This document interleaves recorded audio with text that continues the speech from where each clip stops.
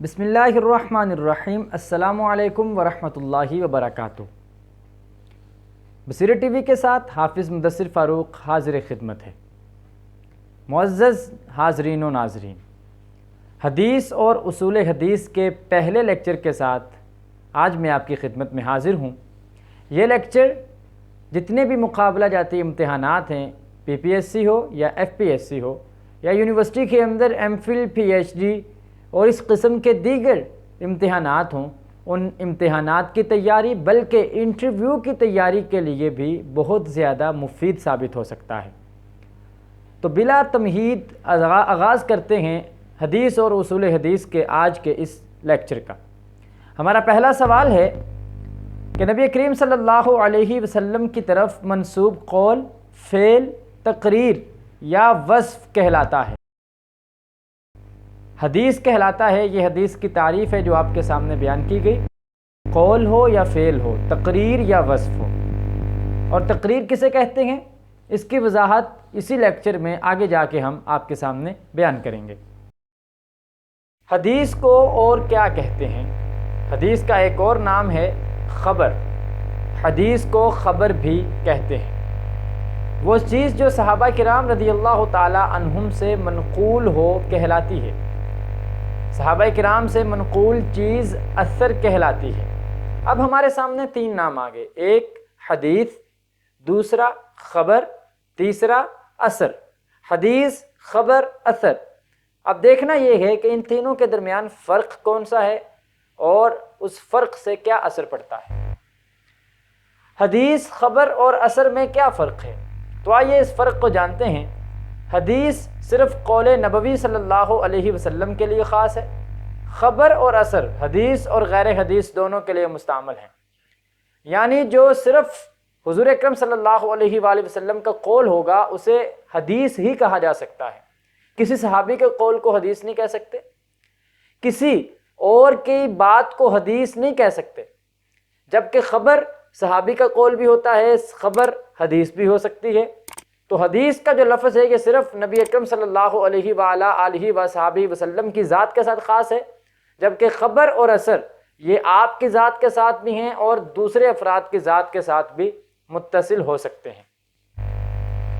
حدیث تک پہنچنے کے طریقے کو کیا کہتے ہیں؟ حدیث تک پہنچنے کے طریقے کو سند کہتے ہیں، یعنی وہ طریقہ جس کی مدد سے وہ لڑی، وہ چین جو ہمیں حدیث تک پہنچاتی ہے، وہ سلسلہ سند کہلاتا ہے۔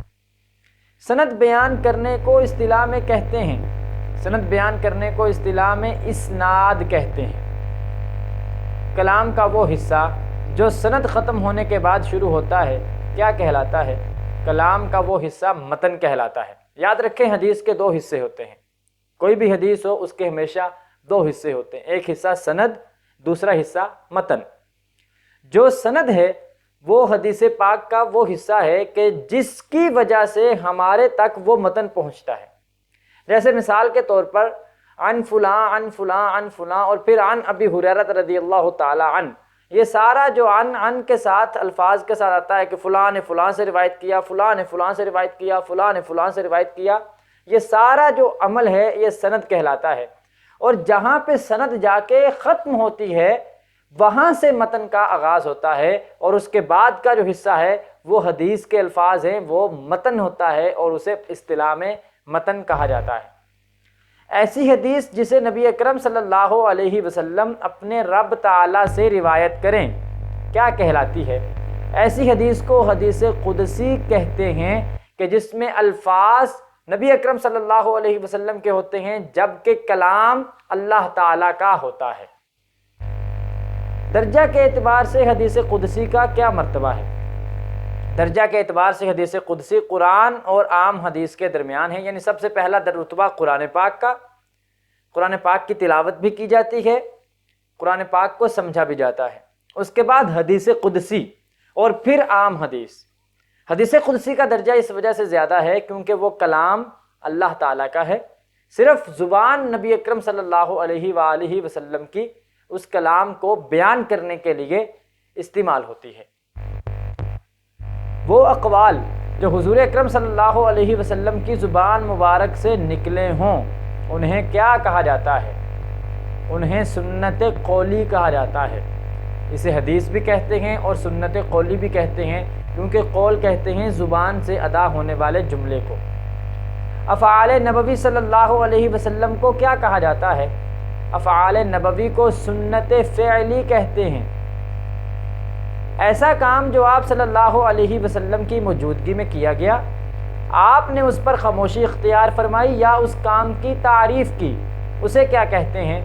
ایسا کام سنت تقریری کہلاتا ہے، کہ آپ کی موجودگی میں کام کیا گیا ہو اور آپ نے منع نہ کیا ہو، آپ نے خاموشی اختیار کی ہو یا اس کام کی تعریف بیان کر دی ہو، وہ کام بھی سنت کے دائرے میں آ جاتا ہے۔ اور یہی حدیث میں جو تقریر کے لفظ جو بالکل آغاز میں، ابتدا میں حدیث کی تعریف میں تقریر یا وصف کے الفاظ استعمال ہوئے تھے، وہ تقریر اسی چیز کو کہتے ہیں کہ کوئی کام حضور اکرم صلی اللہ علیہ وسلم کے سامنے کیا گیا ہو اور آپ نے منع نہ کیا ہو۔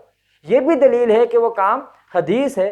وجہ کیا ہے؟ وجہ یہ ہے کہ اگر وہ کام غلط ہوتا، ناجائز ہوتا، وہ کام اگر ایسا ہوتا کہ جو شریعت میں جائز نہ ہوتا، تو نبی اکرم صلی اللہ علیہ وسلم ضرور بضرور اس کام سے منع فرما دیتے۔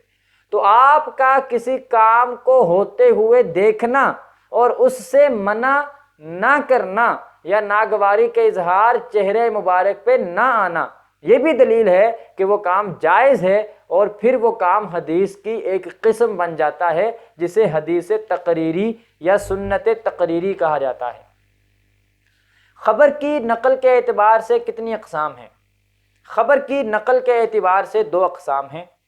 یہ خبر حدیث ہی مراد ہے، یعنی حدیث کی نقل کرنے کے اعتبار سے 2 اقسام ہیں۔ یہ نقل وہ نہیں ہے کہ جو کاپی کرتے ہیں یا اسے نقل نہیں کہتے، بلکہ یہ منتقل کرنے سے ہے کہ ایک حدیث کو دوسری جگہ تک منتقل کرنا، تیسرے بندے تک، چوتھے بندے تک منتقل کرنا۔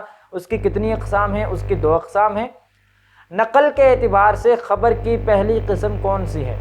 نقل کے اعتبار سے خبر کی پہلی قسم خبر متواتر ہے۔ نقل کے اعتبار سے خبر کی دوسری قسم کون سی ہے؟ نقل کے اعتبار سے خبر کی دوسری قسم احاد ہے، جسے خبر واحد بھی کہتے ہیں، اور احاد یہ جمع کے لیے استعمال ہوتا ہے۔ ایسی حدیث جسے بہت بڑی جماعت روایت کرے اور عادت میں ان سب کا جھوٹ پر اتفاق کرنا محال ہو، کیا کہلاتی ہے؟ ایسی حدیث کو متواتر کہتے ہیں، جس میں روایت کرنے والے کثیر تعداد میں ہوں، تعداد اتنی کثیر ہو کہ جن کا جھوٹ پر متفق ہونا محال ہو، ممکن نہ ہو، تو ایسی روایت کو متواتر کہتے ہیں۔ خبر متواتر کس شے کا فائدہ دیتی ہے؟ خبر متواتر علم یقینی کا فائدہ دیتی ہے۔ متواتر کی کتنی اقسام ہیں؟ متواتر کی 2 اقسام ہیں۔ متواتر کی پہلی قسم کا نام کیا ہے؟ متواتر لفظی و معنوی۔ متواتر کی دوسری قسم کا نام کیا ہے؟ متواتر کی دوسری قسم کا نام ہے متواتر معنوی۔ ایسی خبر متواتر جس کے الفاظ اور معانی پر راویوں کا اتفاق رہا ہو، کیا کہلاتی ہے؟ ایسی خبر متواتر متواتر لفظی و معنوی کہلاتی ہے، جس کے الفاظ پر بھی راوی متفق ہوں اور معانی پر بھی راوی متفق ہوں، وہ خبر متواتر کہلاتی ہے متواتر لفظی اور معنوی۔ یعنی یہ لفظوں کے اعتبار سے بھی متواتر ہے کہ ہر راوی نے اس کے یہی لفظ بیان کیے ہیں، اور یہ معنوں کے اعتبار سے بھی متواتر ہے۔ متواتر لفظی و معنوی کی مثال بیان کریں۔ مثال آپ کے سامنے ہے، حدیث پاک ہے، صحیح بخاری کی حدیث نمبر 1291، من کذب علی متعمدا فلیتبوأ مقعدہ من النار۔ ترجمہ اس کا یوں ہے کہ جس نے جان بوجھ کر میری جانب جھوٹ کو منسوب کیا، پس وہ اپنا ٹھکانہ جہنم کو بنا لے۔ اور یہ ایسی متواتر ہے کہ جس کے لفظ بھی یہی ہیں، تمام ایک کثیر جماعت نے بعینہ انہی الفاظ کے ساتھ اسے عوام کے سامنے بیان کیا ہے، اور مفہوم تو ظاہری بات ہے، معنی تو پھر یہی رہے گا جب لفظ بھی یہی ہوں گے۔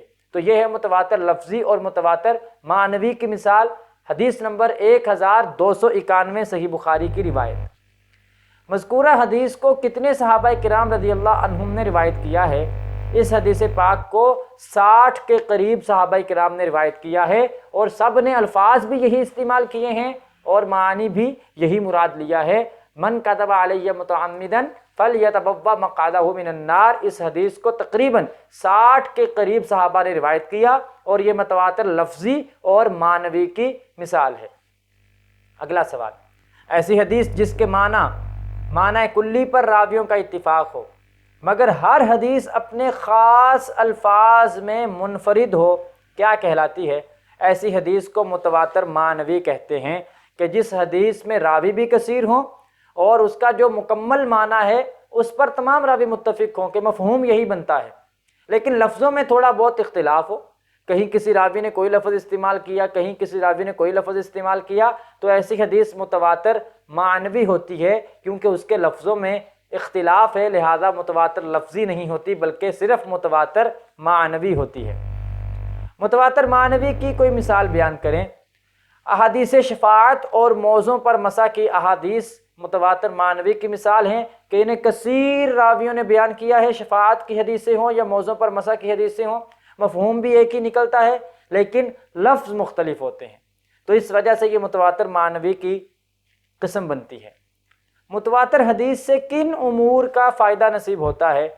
متواتر حدیث سے 2 امور میں فائدہ ملتا ہے۔ حدیث متواتر سے حاصل ہونے والا پہلا فائدہ کون سا ہے؟ اس حدیث سے ایک تو علم قطعی ملتا ہے کہ قطعی علم ہے کہ یہ بات اسی طرح سے ہے جیسے کہ بیان کی جا رہی ہے۔ حدیث متواتر سے حاصل ہونے والا دوسرا فائدہ کون سا ہے؟ دوسرا فائدہ یہ ہے کہ اگر متواتر خبر ہو تو اس کی تصدیق کی جائے، اگر حکم ہو تو اسے بجا لایا جائے، یعنی اگر کسی چیز کی خبر دی جا رہی ہے تو اس خبر کو سچ مانا جائے، اور اگر کسی چیز کا حکم دیا جا رہا ہے تو اس حکم کے مطابق عمل کیا جائے، یہ متواتر کا دوسرا فائدہ ہے۔ کیا متواتر کی دونوں اقسام سے مذکورہ فوائد کا حصول ہوگا؟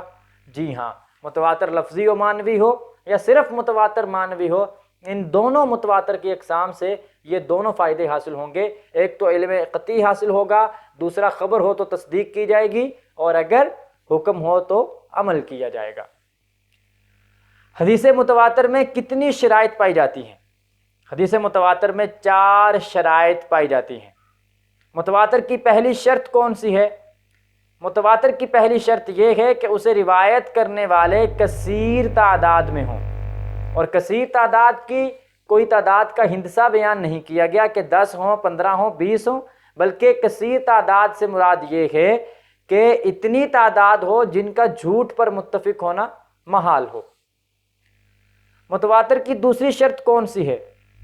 متواتر کی دوسری شرط یہ ہے کہ کثرت تعداد کا وصف سند کی ابتدا سے لے کر انتہا تک ہر زمانے میں ہو، کہ اگر کسی صحابی نے روایت کیا ہے تو صحابی ایک نہ ہو بلکہ صحابہ بھی کثیر تعداد میں ہوں، صحابہ سے آگے تابعین روایت کر رہے ہیں تو تابعین بھی کثیر تعداد میں ہوں، تابعین سے آگے تبع تابعین روایت کر رہے ہیں وہ بھی کثیر تعداد میں ہوں، تو سند کی ابتدا سے لے کر سند کی انتہا تک یہ کثرت تعداد کا وصف اسی طرح سے برقرار رہے، یہ متواتر کی دوسری شرط ہے۔ اگر سند کے درمیان میں سے کسی جگہ سے تعداد کم ہو گئی یا وہ کثرت نہ رہی تو اس صورت میں وہ حدیث متواتر نہیں کہلائے گی بلکہ وہ متواتر کے درجے سے کم ہو جائے گی۔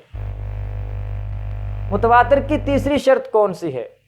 تیسری شرط یہ ہے کہ راوی اس قدر کثیر ہوں کہ عادتاً یا اتفاقاً جھوٹ پر متفق ہونا محال ہو۔ متواتر کی چوتھی شرط کون سی ہے؟ متواتر کی چوتھی شرط یہ ہے کہ سند کی انتہا کسی امر حسی پر ہو، مثلا یہ کہیں کہ ہم نے سنا ہے یا ہم نے دیکھا ہے، یہ متواتر کے اندر چوتھی شرط پائی جاتی ہے کہ جو متواتر کا آخری راوی ہوتا ہے سند کا، وہ سند میں یہ کہے کہ میں نے دیکھا، رأیتو، میں نے فلاں کو ایسے کرتے ہوئے دیکھا یا میں نے ایسے محسوس کیا، تو یہ الفاظ وغیرہ امر حسی کو بیان کیا گیا ہو، مشاہدے کو یا کسی اور چیز کا تذکرہ کیا گیا ہو جو امر حسی سے تعلق رکھتی ہو، یہ متواتر کے اندر چوتھی شرط ہے۔ اور جب یہ 4 شرائط پائی جائیں گی پھر حدیث جو ہے وہ متواتر ہوگی، اگر کوئی شرط نہ پائی گئی تو حدیث متواتر نہیں ہوگی۔ احاد کون سی خبر کو کہتے ہیں؟ متواتر کے علاوہ تمام احادیث، جتنی بھی حدیثیں ہیں جن کے اندر متواتر کی شرائط نہیں پائی جاتی، وہ تمام کی تمام احاد ہیں، یعنی خبریں واحد ہیں۔ حدیث احاد کس چیز کا فائدہ دیتی ہے؟ حدیث احاد علم نظری کا فائدہ دیتی ہے، یعنی اس سے علم تو حاصل ہوتا ہے لیکن غور و فکر والا علم ہے کہ اس میں تدبر کیا جائے گا، اس میں تفکر کیا جائے گا، سوچا جائے گا، سمجھا جائے گا، اور اس میں یہ نہیں ہے کہ جیسے سنا بس اسی کے مطابق بات پہ عمل کیا جائے، بلکہ اس سے علم حاصل ہوتا ہے، لیکن وہ علم غور و فکر کا تقاضا کرتا ہے، اور غور و فکر کے بعد ہی علم کا حصول ہوتا ہے۔ خبر احاد کی کتنے اعتبار سے تقسیم کی گئی ہے؟ خبر احاد کی 2 اعتبار سے تقسیم کی گئی ہے۔ متواتر کو بھی 2 اعتبار میں تقسیم کیا گیا تھا، خبر احاد کو بھی 2 اعتبار سے تقسیم کیا گیا ہے۔ خبر احاد کی پہلی تقسیم کون سی ہے؟ ایک تو سند کے رتبہ کے اعتبار سے کہ سند کس درجے کی ہے، سند کا رتبہ کیا ہے، راوی کس درجے کے ہیں، ایک تو یہ تقسیم ہے، اور دوسری تقسیم کون سی ہے؟ سند کی تعداد کے اعتبار سے کہ تعداد کتنی ہے، 10 ہیں، 15 ہیں، 20 ہیں، 2 ہیں، 3 ہیں۔ تو یہ 2 طرح سے خبر احاد کی تقسیم ہے، ایک سند کا رتبہ کہ معیار کیا ہے، اور دوسرا سند کی تعداد۔ تو یہ 2 اعتبار سے خبر احاد کی تقسیم ہے، جو انشاءاللہ ہم اگلے لیکچر میں آپ کے سامنے تفصیل کے ساتھ بیان کریں گے۔ تو آج ہم نے متواتر کی شرائط، متواتر کی اقسام، متواتر کے فائدے، حدیث کی تعریفات، حدیث قدسی، اور ان تمام چیزوں سے آگاہی حاصل کی۔ یقیناً آج کا یہ لیکچر حدیث کی اصطلاحات اور علم حدیث اور اصول حدیث سے دلچسپی رکھنے والوں کے لیے ضرور ممد و معاون ہوگا اور ضرور مفید ثابت ہوگا۔ اس کے ساتھ ہی مجھے اجازت دیجیے، آپ کے انشاءاللہ العزیز اگلے لیکچرز میں حدیث کی مزید اصطلاحات کو اور ترتیب کے ساتھ چلتے چلتے مزید چیزوں کو ہم شامل کریں گے، اپنے لیکچر کا حصہ بنائیں گے۔ تو انتظار کرتے رہیے گا اور ہمارے ساتھ رہیے گا، انشاءاللہ ملاقات ہوتی ہے اگلے لیکچر میں۔ اللہ حافظ۔